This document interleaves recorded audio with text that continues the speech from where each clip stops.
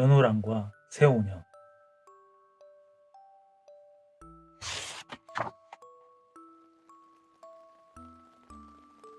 아달라 왕이 신라를 다스릴 때의 일이다.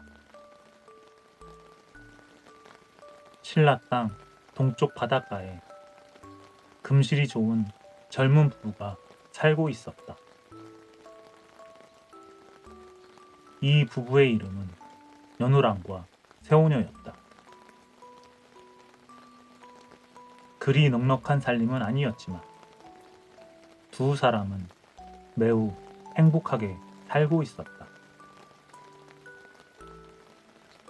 연호랑이 바다로 나가 고기를 잡고 해초를 뜯으며 새오녀는 옷감을 짜고 바느질을 했다. 서로 아껴주고 욕심을 내지 않으니 따로 바랄 것이 없었다. 더구나 워낙 다정한 부부였기에 마을 사람들 모두가 부러워했다.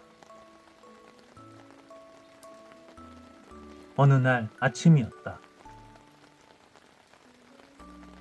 새오녀는 여느 때처럼 해가 뜨기도 전에 일어나 아침밥을 지었다. 그 사이에 연호랑은 바닷가로 나갔다. 연호랑은 노래를 흥얼거리며 바닷가 바위 틈새에 자라난 미역을 뜯었다.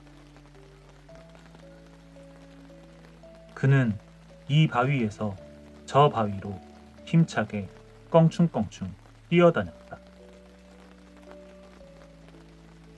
집에서 자기를 기다리며 아침밥을 짓고 있을 어여쁜 새오녀를 생각하면서 말이다.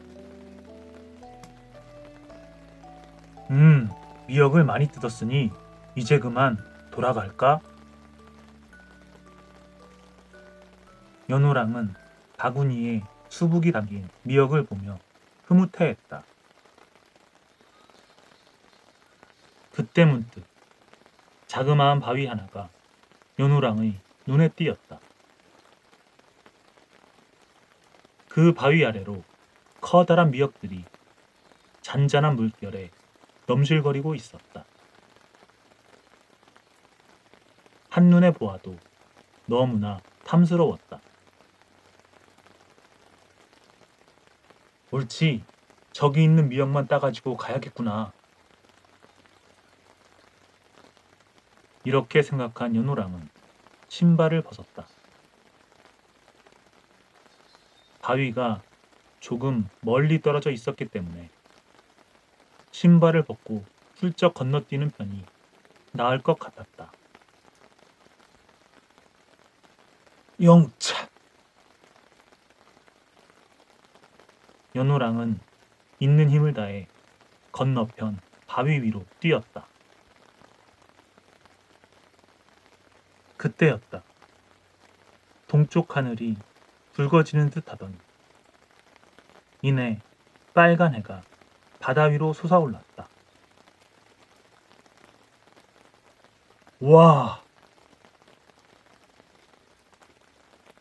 연호랑은 미역을 따는 것도 잊은 채 한참 동안 떠오르는 해를 바라보았다.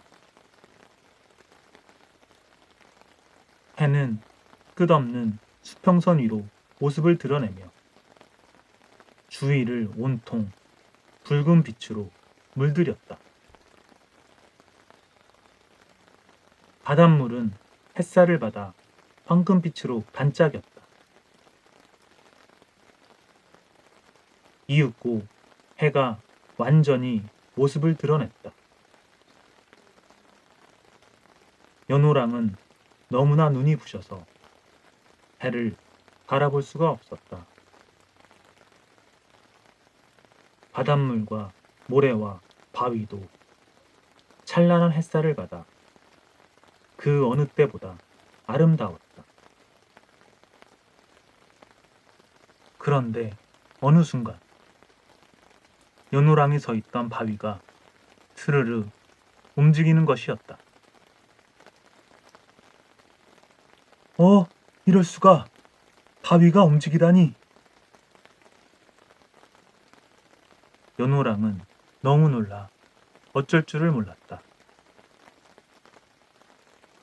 신발을 벗어놓은 쪽으로 다시 건너뛰려고 했지만 이미 그 바위에서 꽤 멀어져 뛸 수가 없었다. 바위는 연호랑이 놀라 허둥대고 있는 동안에도 자꾸만 해가 뜨는 바다 쪽으로 둥둥 떠내려갔다. 사람 살려! 살려줘요! 연호랑은 그제야 목청껏 소리를 질렀다. 그러나 아무도 그 소리를 듣지 못했다. 연호랑은 이내 정신을 잃고 말았다. 연호랑이 정신을 차린 것은 한참이 지난 뒤였다. 연호랑은 인기척을 느끼고는 깜짝 놀라 눈을 떴다. 이제야 정신이 드십니까? 낯선 사람들이 연호랑을 내려다보며 서 있었다. 차림새를 보니 외나라 사람들 같았다. 혹시 당신들은 외나라 사람들이요? 맞습니다. 아니, 그럼 여기가 외나라란 말이요? 어떻게 이런 일이? 연호랑은 어안이 벙벙했다. 바위가 저절로 움직인 것도 신기한 일이었고 자신이 외나라까지 왔다는 사실도 믿기지 않았다.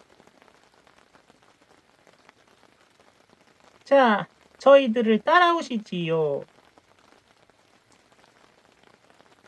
연호랑이 두리번거리자 한 남자가 정중하게 말했다.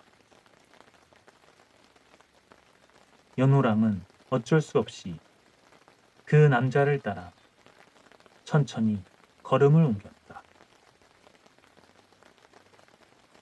외나라 사람들은 바위를 타고 떠내려온 연호랑이 보통 사람이 아니라고 생각했다. 그 무렵 외나라는 수십 개의 조그만 나라들로 흩어져 서로 다투며 싸움을 일삼고 있었다. 왜냐하면 그 나라들을 이끌어갈 왕이 없었기 때문이었다. 그러던 차에 바닷가에 나갔던 외나라 남자들이 연호랑을 발견한 것이었다. 그들은 연호랑이야말로 하늘이 내려보낸 왕이라고 생각했다. 이윽고 연호랑은 외나라 사람들이 모여있는 곳에 도착했다. 그곳 사람들은 연호랑 앞에 무릎을 꿇고 말했다. 하늘이 보낸 분이시여, 저희들의 왕이 되어 주시옵소서. 연호랑은 어쩔 줄을 몰랐다. 계속 알 수 없는 일들만 생기니 도무지 정신을 차릴 수가 없었다. 하지만 연호랑은 외나라 사람들의 부탁을 뿌리칠 수 없었다. 그들은 연호랑을 하늘이 내려보낸 사람이라고 믿고 있었기 때문이다. 연호랑은 결국 그들의 왕이 되었다. 한편 신라 땅에 남은 세오녀는 반나절이 지나도록 연호랑이 돌아오지 않자 바닷가로 연호랑을 찾아 나섰다. 연호랑님, 연호랑님, 어디 계세요? 새우녀는 사방을 두리번거리며 바닷가를 헤맸다. 그러나 아무리 목청껏 외치고 찾아보아도 연호랑의 모습은 보이지 않았다. 아, 대체 어디 계신 것일까? 벌써 해가 저무는데. 걱정스러운 마음에 새우녀는 바닷가를 떠나지 못했다. 그러다가 연호랑이 벗어놓은 신발을 발견했다. 새우녀는 얼른 신발이 놓여있는 바위로 달려갔다. 아니, 이렇게 신발만 남겨두고 어디 가셨어요? 새우녀는 연호랑의 신발을 가슴에 품고 눈물만 흘렸다. 그때였다. 연호랑이 그랬던 것처럼 이번에는 새우녀가 앉아있던 바위가 움직이기 시작했다. 바위는 새우녀를 태우고 어디론가 쏜살같이 떠내려갔다. 아, 아니, 이럴 수가. 바위가 움직이다니. 누구 없어요? 저 좀 도와주세요. 새우녀는 바닷가를 향해 힘껏 소리를 질렀다. 그러나 아무 소용이 없었다. 바위는 흘러흘러 연호랑이 닿았던 외나라의 서쪽 바닷가에 이르렀다. 이미 새우녀는 정신을 잃은 뒤였다. 그때 연호랑은 외나라의 왕이 되어 이것저것 나란 일을 살펴보고 있었다. 그런데 갑자기 주변이 소란스러워졌다. 연호랑이 밖으로 나가자 신하들이 숨을 헐떡이며 말했다. 웬 여자가 바위를 타고 서쪽 바닷가에 떠내려왔사옵니다. 차림새가 임금님과 비슷한 것으로 보아. 어서 데리고 오시오. 어서. 신하들은 바닷가로 달려가 정신을 잃고 쓰러져 있는 새우녀를 흔들어 깨워 연호랑에게 데려갔다. 연호랑은 새우녀를 보고 깜짝 놀랐다. 아니, 이게 어찌된 일이오? 새우녀도 눈물을 흘리며 연호랑을 바라보았다. 살아계셨군요. 당신을 찾아 나섰다가 그만. 새우녀는 너무 기뻐서 말을 잇지 못했다.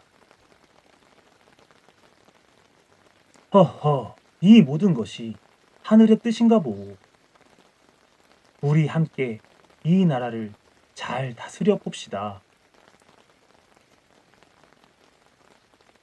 연호랑과 새우녀는 두 손을 꼭 잡고 맹세했다. 그리고 약속대로 외나라를 잘 다스렸다. 연호랑이 왕이 된 뒤 외나라는 늘 평화로웠다. 그런데 그즈음 신라에서는 아주 해괴한 일이 벌어지고 있었다. 연호랑과 새우녀가 사라진 뒤 해가 빛을 내지 않았던 것이다. 밤마다 뜨던 달도 빛을 잃고 희미해졌다. 그 때문에 신라는 늘 어둡고 캄캄했다. 그러다 보니 온갖 나쁜 귀신들과 도깨비들이 설치고 다녔다. 도둑도 많아지고 자꾸만 좋지 않은 일들이 생겨났다. 백성들은 날마다 두려움에 떨었고 집 밖으로 나오지도 못했다. 아달라 왕은 걱정이 태산 같았다. 일관을 불러 이 해괴한 일에 대해 알아보도록 하시오. 그런데 나라 일을 점치는 일관은 뜻밖의 대답을 했다. 우리나라에 내려와 있던 해와 달의 전기가 깜쪽같이 사라졌사옵니다. 그 전기가 외나라로 건너간 듯하옵니다. 뭐시오? 그렇다면 지금 곧 사방을 수소문해 최근에 외나라로 건너간 사람들이 있는지 알아보시오. 신하들은 군사를 풀어 외나라로 건너간 사람이 있는지 여기저기 알아보았다. 그리고 얼마 후 연호랑과 세오녀가 외나라로 건너간 사실을 알아냈다. 외나라로 건너간 연호랑과 세우녀가 돌아와야만 해와 달을 되찾을 수 있을 것이옵니다. 그렇다면 외나라에 사람을 보내는 수밖에 없겠소. 어서 가서 그 두 사람을 데려오도록 하시오. 아달라 왕은 신하들에게 명령했다. 사신은 서둘러 외나라로 건너갔다.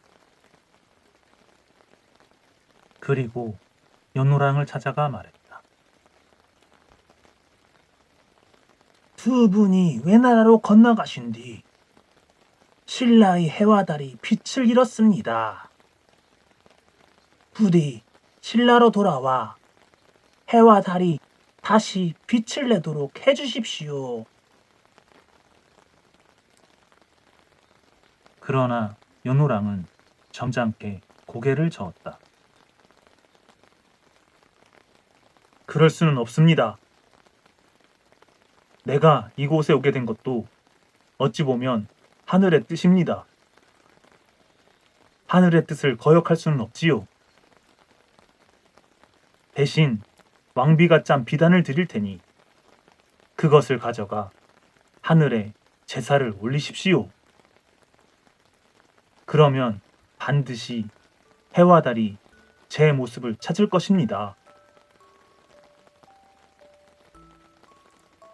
사신은 연호랑이 건네주는 비단을 가지고 신라로 돌아갔다. 아달라 왕은 연호랑의 말대로 세오녀가 짠 비단을 제물로 바치고 제사를 올렸다. 그러자 동쪽 바다 위로 찬란한 해가 떠올랐다.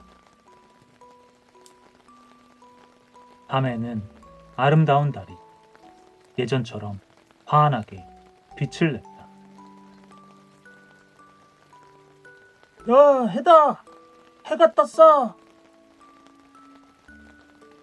달도 다시 빛을 찾았네! 백성들은 너도 나도 거리로 나와 춤을 추며 좋아했다. 아달라 왕은 세오녀가 짠 비단을 가져오게 했다. 이 비단은 아주 소중한 것이니 국보로 삼아 한 곳에 오래오래 보존하도록 하시오. 왕의 명령에 따라 신하들은 커다란 창고를 짓고 그곳에 새우녀의 비단을 보관했다. 그리고 그 창고를 귀비고라고 불렀다. 하지만 귀비고는 오랜 세월이 지난 뒤 없어지고 그 자리에 연못이 생겨났다. 뒷날 사람들은 그곳을 일월지라고 불렀다. 그리고 아달라 왕이 하늘에 제사를 지냈던 곳을 해를 맞이한다는 뜻으로 명일현이라고 불렀다.